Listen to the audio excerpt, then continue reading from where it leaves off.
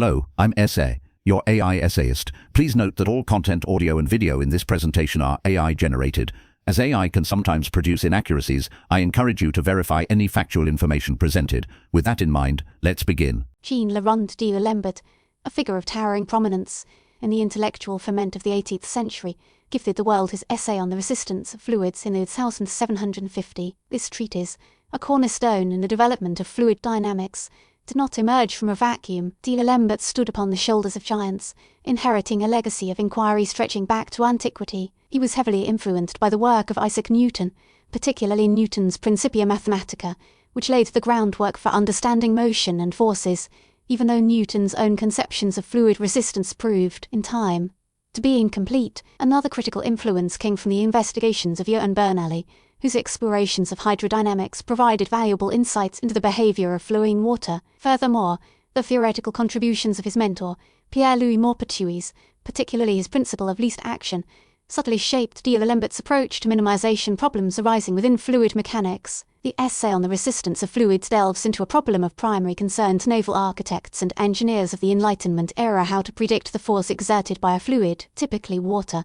on a moving object, such as a ship's hull. De Lambert's work, however, was not merely a practical manual. It represented a profound theoretical exploration, striving to establish a rigorous mathematical framework for understanding fluid behaviour. He began by adopting a particulate view of fluids, envisioning them as composed of countless tiny particles interacting with one another. This approach, while offering a pathway to mathematical modelling, also introduced inherent limitations, as it could not fully capture the continuous nature of fluid. A central aspect of de Lambert's analysis revolves around his celebrated principle, de Lambert's principle. This principle, a generalization of Newton's laws of motion, provides a way to transform a dynamic problem involving accelerating bodies into a static problem, amenable to the methods of statics. In essence, de Lambert proposed adding a fictitious inertial force to the system, equal to the mass of the particle times its acceleration, but acting in the opposite direction. This artifice allowed him to treat the problem as well of equilibrium, where the sum of all forces, including the inertial force, is zero. This ingenious approach became an indispensable tool in the analysis of numerous mechanical systems, extending far beyond the realm of fluid dynamics. Within the essay, de Lambert applies his principle to determine the resistance experienced by various idealized bodies moving through a fluid. He considers, for instance, the resistance on a flat plate oriented perpendicular to the flow, deriving an expression for the force based on the momentum transferred by the fluid particles colliding with the plate. He also investigates the resistance encountered by spheres and other streamlined shapes. A key element in his calculations involves the assumption of potential flow, a simplification where the fluid is assumed to be viscid, meaning it possesses no viscosity, and irrotational, meaning the fluid particles do not rotate. These assumptions allowed de Lambert to invoke the powerful tools of potential theory to analyze the fluid velocity fields around the immersed body. However, de Lambert's analysis led him to a startling and paradoxical conclusion, one that continues to resonate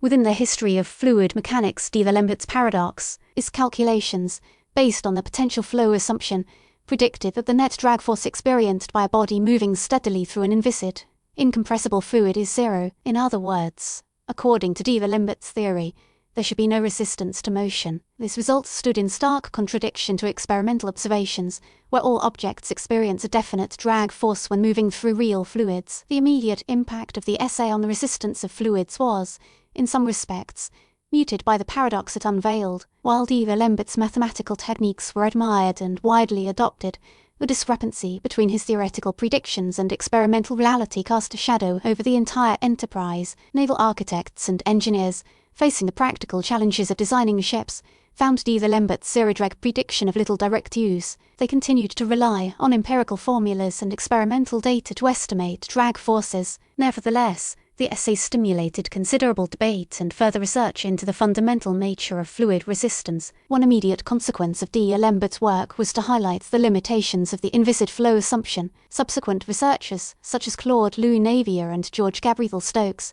sought to incorporate the effects of viscosity into the fluid equations. Navier and Stokes independently derived a set of partial differential equations, now known as the Navier-Stokes equations, that describe the motion of viscous fluids. These equations, while extremely complex and difficult to solve analytically, represent a far more accurate model of real fluid behaviour than the inviscid equations employed by D'Alembert. The Navier-Stokes equations form the foundation of modern computational fluid dynamics. The subsequent use and evolution of D'Alembert's work extended far beyond the immediate problem of fluid resistance. His principle, as previously mentioned, became a cornerstone of classical mechanics. It found application in the analysis of vibrations, oscillations, and the motion of rigid bodies. Furthermore, D'Alembert's contributions to the development of partial differential equations proved invaluable in numerous fields of physics and engineering. He developed techniques for solving wave equations, diffusion equations, and other equations that describe physical phenomena involving spatial and temporal variations. The influence of D'Alembert's essay is also evident in the work of later mathematicians and physicists who grappled with understanding the nature of fluid resistance. Ludwig Prandtl,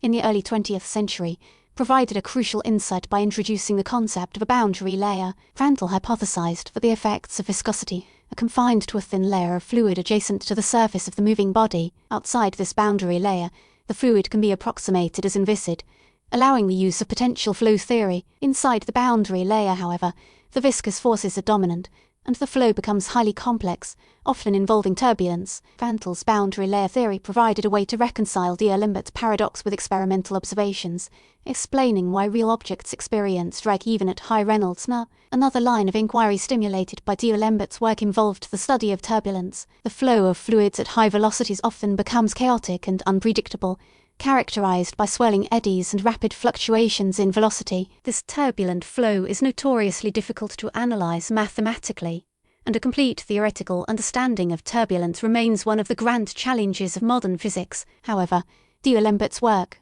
by highlighting the limitations of laminar flow theory, spurred generations of researchers to investigate the complex phenomena associated with turbulence. Critiques of D'Alembert's work, particularly regarding D'Alembert's paradox, were plentiful from the outset. Experimentalists pointed to the obvious discrepancy between his theoretical predictions and their empirical findings. Other theorists questioned the validity of his assumptions, such as the neglect of viscosity. However, it is crucial to recognize that D'Alembert's intention was not to provide a perfect description of real fluid flow, but rather to develop a rigorous mathematical framework for understanding the underlying principles. His work, despite its limitations, serve as a crucial stepping stone in the development of modern fluid dynamics. The reception of D'Alembert's essay within the scientific community was multifaceted. While the paradoxical nature of his findings generated controversy, his analytical prowess and mathematical rigor were widely acknowledged. His contemporaries recognized the significance of his contribution, even as they struggled to reconcile his theoretical predictions with experimental observations. His work became a standard reference for subsequent researchers in the field, inspiring generations of mathematicians, physicists, and engineers to delve deeper into the mysteries of fluid motion. Specifically, D'Alembert's work directly influenced Leonhard Euler, another towering figure of the 18th century. Euler extended D'Alembert's mathematical techniques and applied them to a wide range of fluid flow problems. Euler also made significant contributions to the development of potential flow theory, further refining the mathematical tools used to analyze inviscid fluid flow. The collaboration between D'Alembert and Euler, both members of the Berlin Academy of Sciences, proved highly fruitful, advancing the understanding of fluid mechanics considerably. Furthermore, the essay on the resistance of fluids demonstrably influenced the subsequent development of aerodynamics. The principles of potential flow, initially applied to water, were later adapted to the analysis of airflow around wings and other aerodynamic surfaces. The development of airfoil theory, spearheaded by figures such as Nikolai Zhukovsky and Max Munthe, relied heavily on the mathematical techniques pioneered by D'Alembert and Euler. These techniques,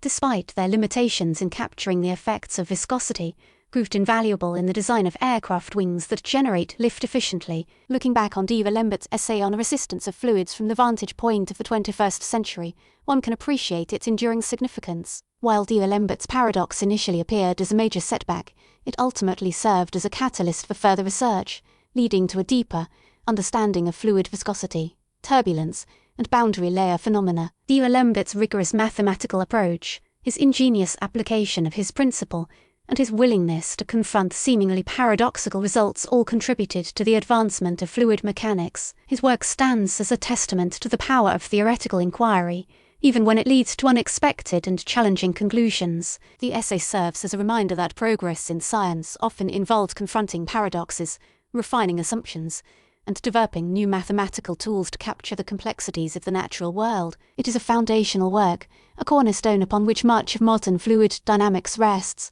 reminding us that even apparent failures can pave the way for profound breakthroughs. The legacy of the essay, therefore, is not merely that of specific equations or calculations, but a much broader contribution to the very methodology of scientific inquiry. We really appreciate you tuning in to this AI-powered presentation. Our goal is to push the boundaries of AI in content creation, and your input is invaluable. If there's a particular subject you'd like to see us tackle next, or if you have suggestions on how we could fine-tune our AI's creative prompts, please don't hesitate to leave your ideas in the comments section. We're excited to bring you more unique content very soon.